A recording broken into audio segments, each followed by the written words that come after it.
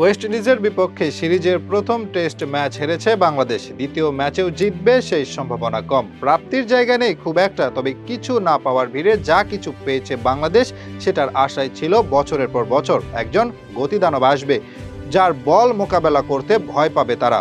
অস্ট্রেলিয়ায় একসময় ছিল ব্রেট লি, পাকিস্তানে ছিল শোয়েব আখতার। এরকম বোলারদের স্বপ্ন বাংলাদেশও দেখেছে, তবে তাদের মতো না হলেও এবার যেন নিজেদের শোয়েব আখতার খুঁজে পেয়েছে টাইগাররা।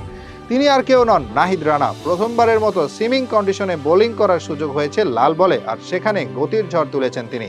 এ যেন বল নয়, এক একটা আগুনের গোলা ছুড়েছেন ডানহাতি ফাস্ট বোলার। ওয়েস্ট ইন্ডিজের বিপক্ষে সিরিজের দ্বিতীয় টেস্টের প্রথম ইনিংসে মাত্র 164 রানে গুটিয়ে যায় বাংলাদেশ। জবাবে ব্যাট করতে নামে ক্যারিবিয়ানরা। জেডান সিলস, সামার জোসেফ ও কেমার রোচ যখন গতির ঝড় তোলেন, তখন বাংলাদেশিরাও আশায় ছিল নাহিদ রানার কাছে জাদুকরি কিছু পাওয়ার। সেটাই করে দেখান এই ফাস্ট বোলার। নবম ওভারে বল করতে এসে 4টি ডেলিভারি ছিল 140 কিলোমিটারের উপরে।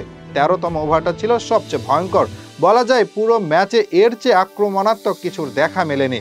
মিকেল লুইসকে করা প্রথম বলটাই ছিল 150 কিলোমিটার গতিতে। ব্যাটার যেন বুঝতেও পারেনি। দ্বিতীয় বলটা ছিল 149 কিলোমিটার গতির। কোনো মতে না বুঝে ব্যাট চালিয়ে তুলে নেন 2 রান।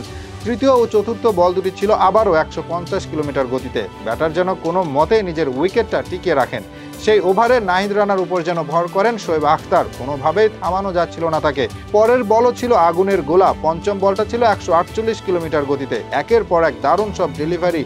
ব্যাটার যেন আর এক বল নিজেকে কোনো মতে চেয়েছিল বাঁচিয়ে রাখতে। তবে দারুণ এই ওভারে যদি উইকেট না পেতেন নাহিদ, তবে সেটা হতো বড্ড হতাশার। প্রকৃতিও তাকে খালি হাতে ফেরায়নি। ওভারের শেষ বলে 147 কিলোমিটার গতির আগুনে মিকেল লুইসকে লিটন দাসের ক্যাচে পরিণত করেন তিনি। তাতে ক্যারিবিয়ানরা হারিয়ে বসে প্রথম উইকেট। এটাই ছিল বাংলাদেশের একমাত্র সাফল্য। এদিন সব মিলিয়ে 4টি বল করেন 150 কিলোমিটার গতিতে। আর যদি হিসাব করা হয় 145 কিলোমিটার গতির, তবে সেই সংখ্যা গিয়ে ঠেকবে 30-এ। মাত্র 9 ওভারে 54 ডেলিভারির মাঝে 30টা বল ছিল 145 কিলোমিটার গতির চেয়েও বেশি।